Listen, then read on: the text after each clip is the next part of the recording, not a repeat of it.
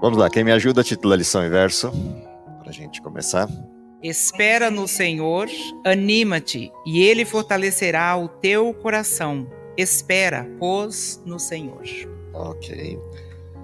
Antes da gente entrar na lição 13, que é a última lição desse trimestre, hoje é o dia do remix, da gente olhar tudo que a gente aprendeu ao longo do trimestre inteiro, então abre lá o índice da sua lição, ou vai acompanhando lição por lição, conforme a gente vai passando, para lembrar o que a gente estudou. Nós começamos o trimestre com a proposta do estudo de Salmos, uma proposta diferente do olhar para os Salmos, uma forma diferente de leitura de Salmos, proposta pela autora desse trimestre, aliás, uma forma bastante, não só inusitada, mas bastante interessante do percurso que foi adotado para essa lição. Começamos, obviamente, tentando entender como é que a gente podia ler os Salmos, formas diferentes, formas variadas de leitura dos Salmos. E entre essas formas variadas de leitura dos Salmos, a gente foi levado a olhar os autores. E de cara a gente já se deparou com uma situação, para alguns nova, para outros nem tanto, de autores variados no livro de Salmos, percorrendo estruturas ou percursos de história bastante distintos. Você tem Davi como o autor principal dos Salmos, como aquele que é a referência principal para nós na escrita dos Salmos, mas tem vários outros cantores ou músicos do grupo de levitas que fizeram parte da autoria dos Salmos. Mas dois deles, que não são levitas, não são parte do grupo de levitas, também nos chamam a atenção, que é o caso de, em princípio geral, Salomão, e o outro, o Salmo de Moisés, retratado. Embora Moisés seja parente da cadeia levítica, porque é irmão de Arão, mas não faz parte do ministério levítico direto, embora fosse o líder do povo de Israel. Por que chamam a atenção esses três salmos em específico? Os dois de Salomão e o Salmo de Moisés. Os de Salomão, porque não são só salmos, são também provérbios, são instruções bastante peculiares do perfil de Salomão. E o de Moisés, obviamente, chama atenção por uma razão direta. O Salmo de Moisés tem tudo a ver conosco. Tem a ver com a nossa história e com a expectativa da redenção, que é o Salmo 90. Então, fomos chamados a atenção a observar os Salmos por essas perspectivas diferentes. Ao entrarmos propriamente na lição de Salmos, a primeira das lições que a gente estudou, já entrando propriamente no livro, foi a percepção de que os Salmos são orações de várias situações e abordagens distintas. Ou seja, aprendemos a partir dos Salmos que podemos orar no sentido de louvor, no sentido de adoração, no sentido de pedir, no sentido de abrir o coração a Deus como um amigo, ou no sentido de reclamar com Deus de coisas que estejam acontecendo e que parecem não ter soluções. Ou seja, o Salmo, ele funciona como uma oração para todos os aspectos e todas as situações distintas da nossa vida. E essa é uma característica importante que aprendemos lá no começo das lições. Por que começar com essa perspectiva de oração? Por que começar com essa visão dos Salmos como orações? Porque todo o restante do trimestre a gente observou nas situações diversas da história humana a necessidade da vinculação com Deus para permanecer ou no foco ou permanecer firme nas situações de dificuldades que a vida impõe, em todas as suas circunstâncias. E por isso, começamos a partir daí com um convite à oração, olhando para os Salmos. Desse convite à oração, vamos observar quem é aquele que recebe nossas orações. E vimos três características interessantes neste contexto, a partir da lição 3. Primeira delas, Deus como soberano, aquele que reina, ou seja, não oramos para uma pessoa qualquer, oramos para aquele que, além de ser o criador de todas as coisas, é o soberano do universo. Portanto, não há nada que escape à vontade de Deus, nada que saia do controle de Deus. E por isso, podemos confiar naquele para quem oramos, podemos confiar que ele vai nos atender da forma melhor possível, porque é aquele que conhece todas as coisas, é aquele que é acima de todas as coisas. Também percebemos uma segunda característica nessa mesma lição, que é os salmos funcionando como o processo mais alto de adoração. Ou seja, os salmos, além de um convite à oração, são também convites à adoração. A adoração a um Deus santo e perfeito, a adoração a um Deus soberano, a adoração a um Deus que é juiz de todas as coisas, um Deus que conhece todas as coisas. Mas não é só de adoração que vive aquele que serve a Deus. A adoração é o primeiro elemento importante de reconhecimento de quem Deus é. Mas no contexto de pecado em que vivemos, fomos levados a observar uma outra característica, que é a lição número 4, de que esse Deus, num mundo de pecado, num mundo de desgraça que vivemos, nos liberta, nos salva, ouve o nosso clamor e atende no sentido de libertação, de redenção, de salvação, de correção de todas as coisas que enfrentamos nesse mundo. Ele é um Deus que nos escuta, é um Deus que nos ouve. E dentro deste contexto de um Deus que liberta, a gente viu características dessa libertação. A última delas, que é a redenção, mas as circunstanciais. A necessidade de refúgio, a necessidade de proteção, a necessidade de atenção, a necessidade de acolhimento, tudo isso fomos levados a observar em características diferentes das abordagens dos salmistas. E nesse sentido, Davi é o principal destes salmistas, que traz essa noção da libertação e do acolhimento de Deus, ou do acompanhamento de Deus das nossas necessidades. Percebido isso, vamos olhar para a nossa história, ou seja, ao olhar para aquilo que vivemos, lembramos que estamos numa terra que não é nossa, numa terra que não nos pertence no contexto atual. Embora seja uma terra que foi criada para nós, para o nosso usufruir, para o nosso prazer, mas que pelo pecado foi usurpada por Satanás. E vivendo numa terra estranha, estranha pelo contexto, não estranha por não ser nossa, dentro desse contexto de uma terra estranha, somos chamados a cantar. Por que cantar numa terra estranha? Por que louvar numa terra que não é nossa, no sentido de contexto? Algumas razões. Primeira delas, quando cantamos, nos lembramos com saudade da terra que deveria ser nossa. Esse é um aspecto. Quando cantamos, lembramos que Deus continua conosco apesar da terra ser estranha.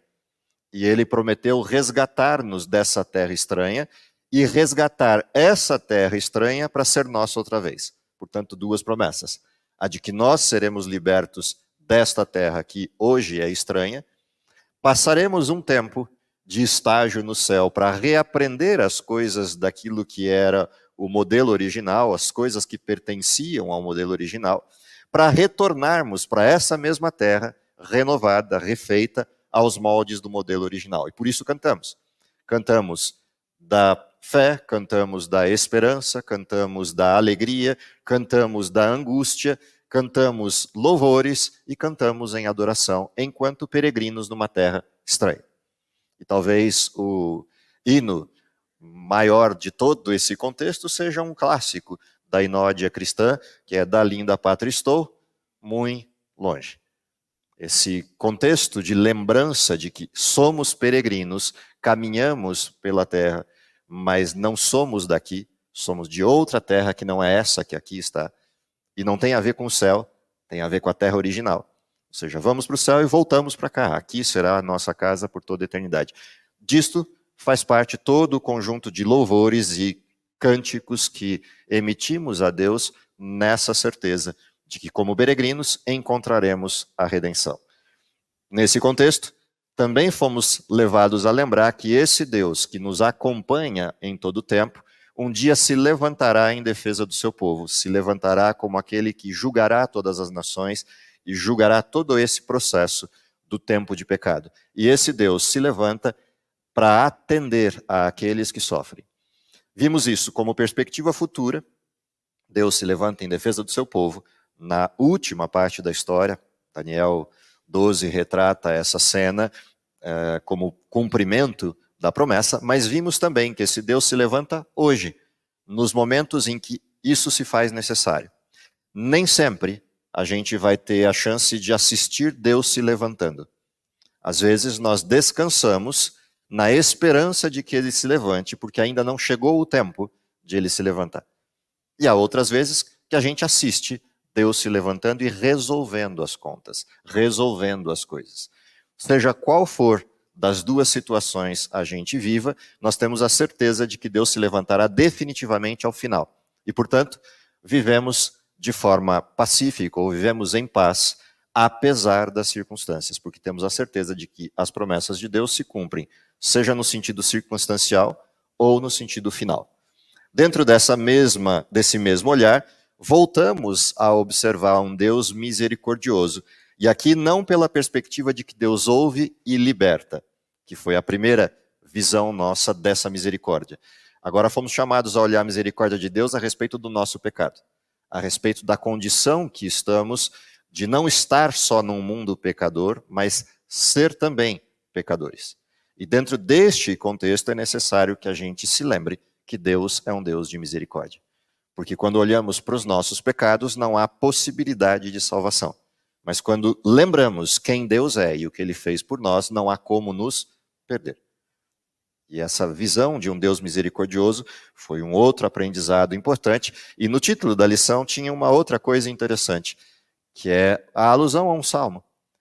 O olhar para o céu, elevar os olhos ao céu. Ou em outras abordagens, elevar os olhos aos montes, com o clamor de onde me virá o socorro, e ter a certeza de que o socorro vem desse Deus, o Deus da justiça, o Deus que sempre acolhe, o Deus que sempre atende, mas que também exige uma resposta afirmativa na transformação para a transformação que ele pretende produzir.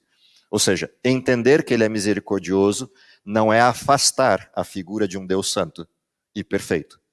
Entender que ele é misericordioso é compreender que, apesar de ele ser santo e perfeito e abominar o pecado, ele ama o pecador. Ele não aceitará o pecado. Ele espera que o pecador compreenda o pecado. Ele espera que o pecador compreenda a justiça, compreenda a misericórdia e aceite a transformação. Mas ele não vai forçar isso. Ele assiste e espera e atende quando chamado. Dentro deste contexto, próxima lição nos fez aprender como viver diante de um Deus justo. E aí veio a lição de sabedoria para uma vida justa. E vários aspectos nessa lição nos apontaram para perfis que devem ser desenvolvidos pelos cristãos. Características, habilidades, competências que em Deus podem ser desenvolvidas. Em nós mesmos, impossível. Mas em Deus, elas podem ocorrer. E essas características de transformação, que dia após dia vão acontecendo e se tornando realidade na vida do cristão, permitem que outras pessoas observem a esses que são cristãos e tentem entender como num mundo desgraçado, corrupto, mau como esse que vivemos, existem pessoas que são diferentes. Ou seja, a lição nos convida, neste caso da lição 8, a uma vida distinta, a uma vida diferente daquela que é o lugar comum de um mundo de pecado. E isso só é possível pela misericórdia, pela graça, pela bondade de Deus e pelo poder de Deus. Na carona disso, voltamos a olhar para a nossa história, porque agora a lição migra para um outro desenho, que é a caminhada de fato para o céu. E ela começa a partir de uma promessa cumprida, e por isso fomos chamados a atenção para os salmos que falam de Jesus. Para os salmos que falam da vinda de Jesus em todos os seus contextos. Desde a primeira vez que ele veio como redenção lá atrás no Éden, numa promessa feita a Adão e a Eva antes de saírem do Éden, e todo o transcurso do cumprimento dessa promessa até a chegada do Messias. Ou seja, dentro deste processo histórico, fomos chamados a olhar aquele que vem em nome do Senhor. E por que é importante olhar para trás nessa história? É importante porque quando a gente olha a promessa feita no Éden e o cumprimento ocorrido no desenho do Messias na cruz, a gente olha para frente e tem a certeza de que se ele veio para a pior das situações, para o pior dos cenários de cumprimento, por que não viria para o melhor deles, que é o fechamento da história? Então, na certeza da promessa cumprida da cruz de Cristo, a gente olha para o futuro na tranquilidade de que ele cumprirá o destino final. Ele cumprirá a promessa de vir uma segunda vez. E dessa vez, em definitivo, para resolver a conta e salvar seus filhos. Nessa mesma condição, a gente olha para o que aconteceu com as pessoas ao longo da história, e daí as lições do passado, para entender que pessoas viveram a mesma promessa, dormiram sem enxergar seu cumprimento, mas não desistiram da promessa. a gente olha para essas mesmas histórias e percebe os altos e baixos produzidos pelo pecado na vida humana e as formas maravilhosas como Deus resgatou seus filhos em cada uma dessas etapas da história. Mas também a gente é advertido de que alguns desistiram no processo da história e por isso não viram o cumprimento da promessa. Alguns desistiram vendo a promessa, o que é mais grave, como por exemplo o povo de Israel nas portas de Canaã ou o povo hebreu em cara a cara enxergando Cristo como Messias. Ou seja, estavam diante daquele que foi prometido, diante da maior de todas as promessas do mundo hebreu e não acreditaram. Cristo foi à cruz pelos seus próprios irmãos, daí a expressão de João, veio para os seus e os seus não o receberam. Portanto, é também uma advertência para o nosso tempo, com uma pergunta que ecoa por toda a Bíblia: quando vier o Filho do Homem, porventura achará fé na terra? Essa perspectiva de olhar para a história e entender que se a gente perde o foco, a gente desiste, a gente abandona a promessa, é uma advertência presente nesta mesma promessa, de que Deus atende em todos os tempos da história os seus filhos. Ainda vimos na sequência que estes que caminham, trilham a direção de sua salvação, anseiam por Sião. E aqui a gente vai chegando bem pertinho das últimas lições. O que é ansiar por Sião? É literalmente a gente viver com a mala pronta. É literalmente a gente levantar todos os dias e, igual uma criança perguntando na perspectiva do Natal ou na perspectiva das férias, já chegou o dia da viagem?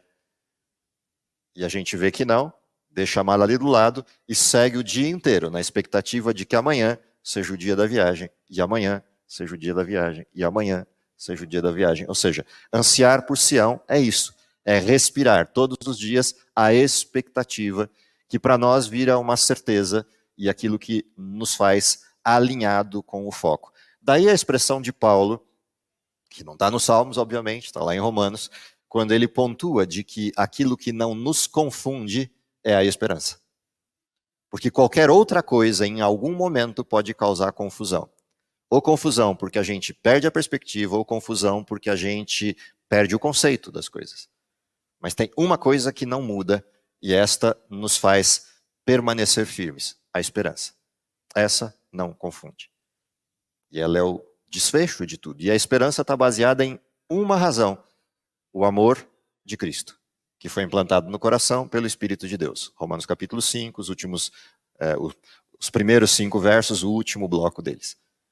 Essa expressão do amor manifesto no coração, que nos dá a esperança do cumprimento, é o amor da cruz. É quando eu olho para trás e vejo que ele cumpriu a sua promessa de amor na cruz, então cumprirá a sua promessa de amor na redenção. Dentro desse contexto, somos chamados a voltar a observar Deus da forma como vimos no início. Começamos com Deus como aquele que reina, aquele que é soberano, santo e perfeito, e terminamos o trimestre com o mesmo olhar, a adoração a esse mesmo Deus por toda a vida. Afinal de contas, não faz sentido o céu para quem não entendeu quem é o Deus que está no céu. Não faz sentido viver diante de um Deus santo para quem não compreende o significado da sua santidade. Não faz sentido viver diante de um Deus soberano para aquele que não aprendeu a soberania de Deus aqui. O céu seria um inferno para quem fosse para lá sem esse aprendizado, sem essa percepção, sem essa transformação. E Deus não quer que o céu seja um inferno. Deus não quer que vivamos em sofrimento o resto dos nossos dias. Já basta o sofrimento que tivemos aqui. Então, para que o céu seja de fato perfeito para todos, é necessário que a gente relembre que esse Deus será adorado por toda a eternidade.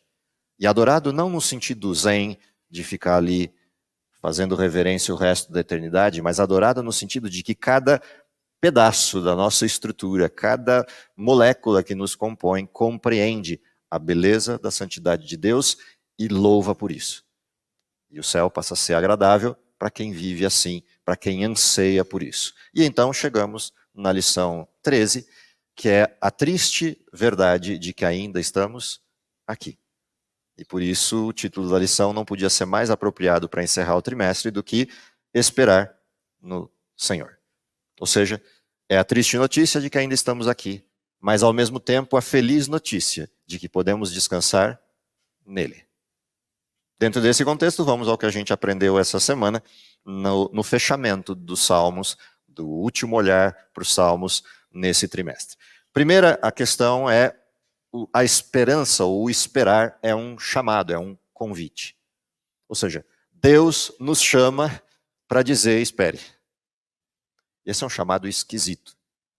Porque normalmente quem chama para alguma coisa. Ou seja, chama para uma festa, chama para qualquer coisa, mas não chama para esperar. Porque chamar para esperar é criar falsas expectativas ou é, no mínimo, uma frustração. E é exatamente esse o convite de Deus. Ele nos chama a esperar. Ele nos faz um convite a esperar. E é um convite ruim. Ruim mesmo, sob o ponto de vista de sentimento. Mas não é um convite ruim quando a gente entende por que ele chama para esperar. E aí vem algumas coisas interessantes nos salmos que lemos. O primeiro desses salmos, que é o convite, espera pelo Senhor, tem bom ânimo, fortifique-se no teu coração, espera, pois, pelo Senhor, é o convite no sentido genérico. Mas o segundo salmo, que era o 37, já mostra o tamanho da encrenca e, ao mesmo tempo, o porquê ele nos chama a esperar. Diz assim: descansa no Senhor, espera nele. Não te irrites por causa do homem que prospera em seu caminho, por causa do que leva a cabo os seus maus desígnios, porque os malfeitores serão exterminados, mas os que esperam no Senhor possuirão a terra. Portanto, espera no Senhor, segue o seu caminho, e ele te exaltará para possuires a terra. Presenciarás isso quando os ímpios forem exterminados. Porque Deus nos chama a esperar. Eu posso olhar isso por duas perspectivas. Posso olhar, ele me chama para esperar porque um dia eu vou assistir a vingança. Isso seria muito tosco, muito tacanho. Por que ele me chama para esperar? Tem uma outra coisa por trás desse salmo, se a gente ler o Salmo 37 inteiro. Ele me chama para esperar porque talvez alguns desses ímpios deixem de ser, se conhecerem quem espera. Portanto, o desafio não é esperar. O desafio é o que a gente faz enquanto espera. O desafio é que ele nos manda ou nos pede para esperar por uma razão muito mais importante. Ele nos pede para esperar, e o ansioso aqui não espera, mas tudo bem. Ele nos pede para esperar por uma razão. Enquanto a gente espera, no perfil de tudo que a gente estudou o trimestre inteiro, pessoas serão chamadas à atenção por essa distinção. Se vocês acompanharam ou prestaram atenção no Provai e Vede de hoje, ali está exatamente o desenho disso. Ou seja, o esperar tem a ver com aquilo. Os inimigos de Deus precisam de pessoas que decidiram esperar. Porque é nessa espera que a misericórdia se manifesta. Ou seja, já pensou se Deus não tivesse sido misericordioso o suficiente para a gente estar em 2024? Ou se não tivesse sido misericordioso o suficiente para a gente estar em 1998, 96, 94, 78, 69, 50, 40. E acho que aqui não escapei mais ninguém depois disso. Entende o desenho? Ou seja, nós estamos aqui porque pelo menos até os anos 2024 ele esperou. Ou seja, alguém teve que esperar um monte para a gente existir. Alguém dormiu sem ver o cumprimento da promessa para a gente existir. É disso que se trata o convite a esperar. Ou seja, a gente espera e enquanto espera, a gente ora. A gente ora, obviamente, para que Deus se manifeste e que o mal não prospere, porque isso é humano. Faz parte de. Mas a gente também deve lembrar de orar para que Deus mude o humano. Ou seja, ou que Deus vingue, ou que Deus transforme. Ou seja, somos chamados a ser inconformados com o presente século. Esse é o fato. E só há dois jeitos da gente se manifestar na inconformação. Um jeito é a gente se manifestar para que Deus se apresente como aquele que se levanta e julga o seu povo. ou pedir que Deus venha e transforme o coração desse infeliz incircunciso em um misericordioso grato pela fé. De uma ou de outra forma, a gente continua sendo inconformado com o mal. A gente só não pode esquecer de que a oração tem que ser dupla e não uma só. A oração não pode ser só por vingança, a oração tem que ser por transformação. E essa é a parte difícil do Salmo 37. Diga. Na nossa era agora é uma coisa muito difícil, Sim. porque hoje é tudo num clique, Uhum. né? E isso torna a gente assim muito ansiosa. Vou usar um exemplo bem básico do WhatsApp. Tem lá a velocidade 1, 1,5 e 2. Eu mesmo não consigo ouvir no 1, certas pessoas. Já acelero pro 1,5. Hoje, para você discar o telefone para ligar para alguém, era demorava, né? Hoje você é um clique, você já está falando com a pessoa. Então nós estamos tão viciados nessa tecnologia, no que vivemos hoje, que ela é muito boa quando sabemos usar, mas acontece um perigo da gente querer que as coisas espirituais, até as nossas próprias orações, antes de dizer amém, a gente já quer que faça como eu já ouvi a sua oração e já está tudo certo.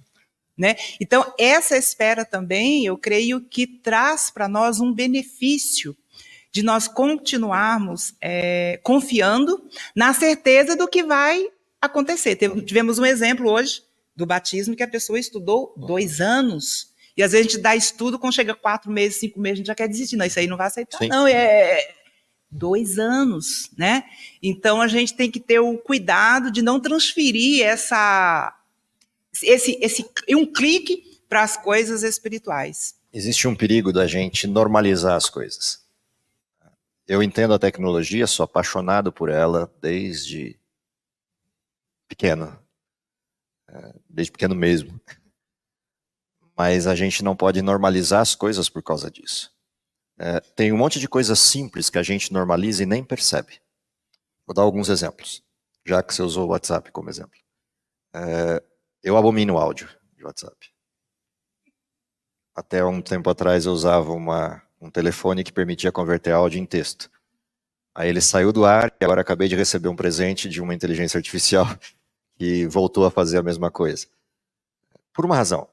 Não porque eu não goste de ouvir as pessoas, mas eu abomino ouvir gravações de pessoas. A não ser que elas tenham morrido, aí tudo bem, aí faz sentido.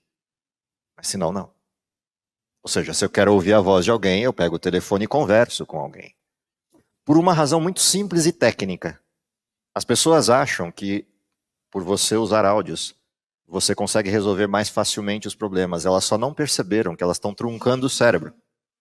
Literalmente truncando a mente. Porque quando você manda uma mensagem de áudio, fica muito mais coisa naquilo que você não disse do que naquilo que você disse. Ou seja, para cada áudio que você gera, o número de informações, de perguntas que você vai gerar nas lacunas desse áudio é maior do que o áudio que você gravou, independente do tamanho dele. Algo que você resolveria em 5 minutos de uma ligação telefônica, você às vezes perde um dia inteiro com trocas de mensagens de áudio e não percebeu que isso aconteceu, com a falsa ideia de que você ganhou tempo. Na realidade, você perdeu tempo. Você tirou a otimização de tempo. Era preferível você não mexer com aquele assunto e no tempo certo, se fosse 4 da tarde e não 8 da manhã, você fizesse uma ligação de 5 minutos, do que gastar áudio o dia inteiro por algo que não fez sentido. E não faz mesmo, porque é só você olhar. Os áudios se multiplicam. Do mesmo jeito que os textos de WhatsApp, quando não são simplesmente para dar um recado, se multiplicam. Até que chega uma hora que o texto fica tão grande que é mais fácil você pegar o telefone e ligar. Mas as pessoas estão perdendo essa conexão e estão tornando o cérebro cada vez mais gago e não percebem isso. Elas não conseguem mais raciocinar e nem prestar atenção nas coisas porque estão truncando somente. E elas não se dão conta disso. Isso é um aspecto. Só que esse truncar de mente se transfere para todos os outros aspectos da vida, inclusive a religião. E a gente começa a truncar as nossas respostas religiosas no sentido pleno. Ou seja, literalmente estamos emburrecendo. Outro exemplo. O WhatsApp não só. Todos os elementos de internet criaram 2 problemas. Um dos problemas, a falta da privacidade, pela superexposição. E o outro problema, o falseamento da privacidade.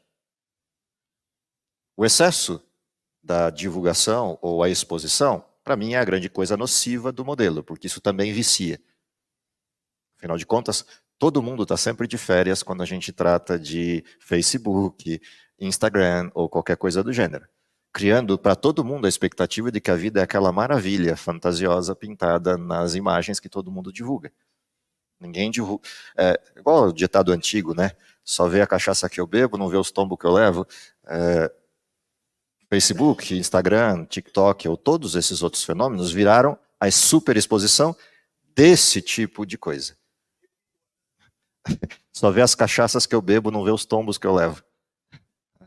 Faz parte dos ditados antigos lá do tempo do Ronca, mas que espelha exatamente esse desenho. Ou seja, é fácil ver a vida fácil. Mas isso criou um outro modelo de necessidade, que é a necessidade falsa de privacidade. Ou seja, eu não tenho privacidade onde eu deveria ter e passo a buscar privacidade onde eu não precisaria e não deveria ter. Quer ver um exemplo bem típico? Tem 2 risquinhos, não tem, nas mensagens? Cinzas ou azuis? Depende. Depende da compreensão que você tem do que significa a palavra privacidade. Uma coisa muito simples. Por que eu quero que alguém não veja que eu li a mensagem dele? Toda vez que você olha para essa questão da superexposição gerada por todos os desenhos de mídia, o que ocorre? A gente cria na outra ponta uma falsa noção de privacidade.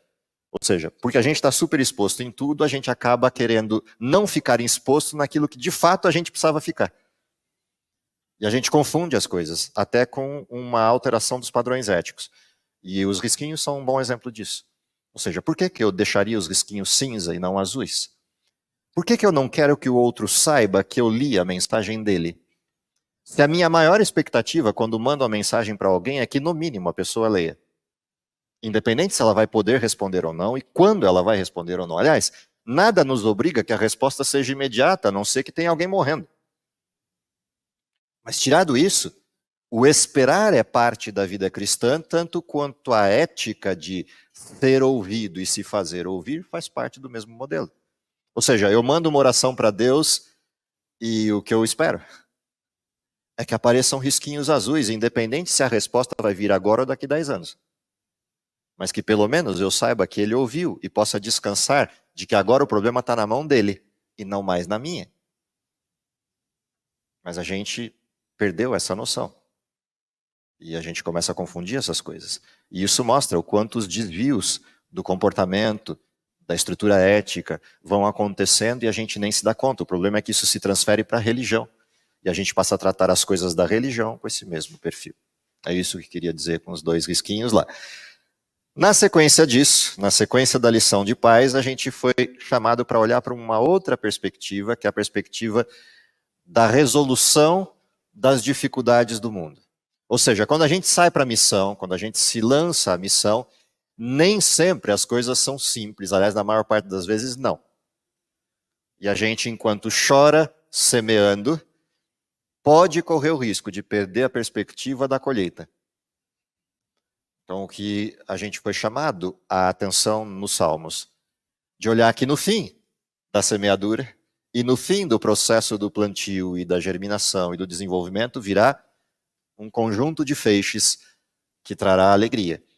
Portanto, ainda que esteja doendo o processo de semear, Deus não ignora a dor, tampouco ignora o fato de que eu posso clamar pela dor, mas o que Ele me pede para fazer junto? Clame pela dor e cante da esperança. Clame pela dificuldade, mas cante a esperança do dia em que as coisas serão resolvidas, mesmo que elas não sejam resolvidas no seu tempo, nem na sua vida, mas elas serão. E isso mantém o foco. O Salmo 126 é uma lembrança disso, de que estamos num mundo de dificuldades, de que no mundo teremos aflições, mas há um bom ânimo que nos desperta. Que bom ânimo é esse? Cristo venceu o mundo. Portanto, ainda que demore, a gente sabe o que acontece. Ainda que pareça tardio, não é. É só o tempo certo de Deus, para que outros usufruam da mesma misericórdia que nós usufruímos. E é nesse sentido que devemos lembrar dos grandes feixes de trigo amarrados no final da colheita, ainda que a colheita demore 1 ano para chegar. Nesse mesmo contexto, fomos para uma outra lição, e aí no auge da semana, que era a quarta-feira, esperando o sábado do descanso divino. E aqui foi um convite a uma leitura não só do Salmo 92, mas também de Hebreus capítulo 4. Lembra? Hebreus é o grande descanso de Deus. O que é esse grande descanso de Deus? Talvez o melhor texto que ilustre tudo isso não seja nem o Salmo 92 e nem Hebreus 4. Para mim, talvez o melhor desses textos seja Isaías, o último capítulo. Quando, olhando o cumprimento final da promessa, aparece ali o quê? De um sábado a outro, de uma lua nova a outra, virá no meu santo monte todo o meu povo a me adorar. Ou seja, qual é a certeza que temos? De que um dia todas essas coisas passam, e aí a nossa ansiedade, no sentido de, entre aspas, a palavra, porque já não será uma ansiedade causada por pecado, será uma ansiedade de alegria, é quando termine o quê? A semana. Porque quando termina a semana, todo mundo vai para a casa de Deus. Termina o sábado, todo mundo sai e volta para suas cidades, seus lugares, por toda a eternidade. E o interessante é que isso não tem limite. Imagina coisas assim, as mais malucas possíveis, né? Imagina a gente estar vivendo já pós-milênio aqui na Terra, e decida fazer uma excursãozinha ali para XPT 95, 40, 78, qualquer uma das estrelas a uma distância suficiente para a gente viver 50 mil vidas das que temos hoje para chegar lá na velocidade de hoje. E você resolveu fazer um passeio até lá. E aí chega sábado, você fala, quero voltar porque sábado é dia de eu estar lá, na cidade de Deus. E você sai de lá e chega aqui assim. Do mesmo jeito que o anjo veio responder a oração de Daniel no capítulo 9, ou seja, em 3, 4 minutos, do céu à terra. Já imaginou isso? É esse o nível de ansiedade da eternidade. Ou seja, 0. Você está a uma distância de um estalar de dedos de qualquer lugar, de qualquer circunstância, de qualquer coisa. Mas a melhor dessas coisas é, posso ir à casa de Deus. Não que você só precise ir lá nos sábados. Você pode ir em qualquer dia, porque as portas vão estar sempre abertas. Mas você tem a certeza de que um dia é dia de festa. Todo mundo está lá. E está lá pelo prazer de estar. Isso tem a ver com o ansiar por Sião, tem a ver com o sentido de adoração, mas tem a ver com a percepção do que é o descanso do sábado. Do que é descansar em Deus nessa perspectiva de que Ele criou um dia inteiro para poder ficar com Ele.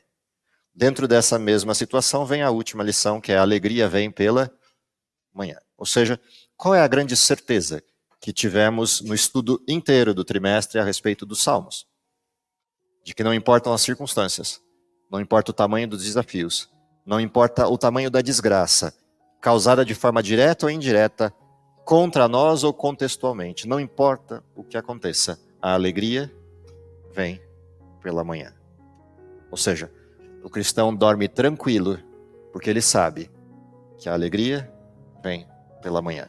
Não importa que essa manhã seja literal ou seja circunstancial, ele deita tranquilo sempre, porque a alegria vem pela manhã. Nem que a alegria seja simplesmente o fato de descobrir, estou vivo para esperar mais um dia. Estou vivo para esperar mais 2 dias. Ele sabe que a alegria vem pela manhã. Que seja essa a nossa, não só alegria, mas esperança e certeza, depois de ter passado o trimestre inteiro lendo os Salmos, e que esses Salmos continuem sendo parte do nosso contexto diário, porque a lição não era só uma proposta de um estudo histórico dos Salmos, nem retórico dos Salmos, nem profético dos Salmos. O objetivo da lição é que esses Salmos virassem algo constante de vida, ou seja, um cântico diário, um cântico persistente por toda a vida, até que se cumpra a promessa final. Que essa seja a sua alegria, a minha, durante os dias que ainda nos seguem até a vinda de Cristo. É o meu desejo para todos nós. E abrimos a partir da semana que vem, lição nova. Vamos estudar o tema do grande conflito. Já prepara o seu livrinho de 600 páginas. ok? Deixa do lado, porque cada semana a gente vai ser convidado a ler 1, 2, 3 ou 6 capítulos, dependendo da semana, do Grande Conflito. É o nosso livro tema nos próximos 3 meses, ou seja, tem 3 meses para ler 600 páginas, 90 dias, divide 600 por 90, já sabe mais ou menos o que te aguarda no próximo trimestre. Esse é o desafio para todos durante esse próximo estudo, ok? Vamos orar? Querido Pai que está nos céus, te agradecemos pelo dom da vida, te agradecemos porque apesar de todas as circunstâncias, de todos os desafios que enfrentamos, temos a certeza de um Deus maravilhoso, de um Deus grandioso, de um Deus amigo, de um Deus misericordioso que nos acolhe, nos acompanha, nos empodera para conseguirmos suportar e vencer cada um desses desafios. Dá, Senhor, que por uma vida que manifeste a tua justiça, a tua santidade, a tua bondade, pessoas possam decidir se aproximar de ti, aceitar o convite de esperar conosco a redenção final e, principalmente, aceitem o desafio de levar o teu amor e a sua salvação a outros que dela necessitam. Que seja essa a nossa realidade, até que possamos encontrar definitivamente contigo, e que, se possível, isso possa ainda acontecer em nossa geração, é o que lhe pedimos e agradecemos por Jesus. Amém.